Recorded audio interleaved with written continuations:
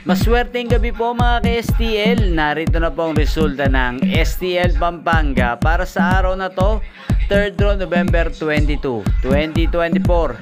Araw ng Biyernes. Naway ang mga natayaan nyo pong mga numero kanina ay manalo nawa ngayong gabing ito, 8 PM. Kaya kunin nyo na po yung mga tickets. Narito na po ang resulta.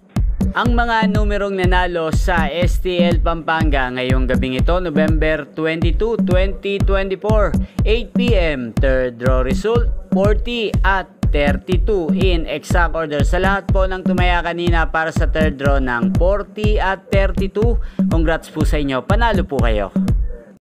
At ngayon, shoutout po natin sa STL Pampanga si Trixie Dal. Trixie Dal ng Pampanga, shoutout po sa iyo. Naway isa ka po sa manalo ngayong gabing ito sa STL Pampanga.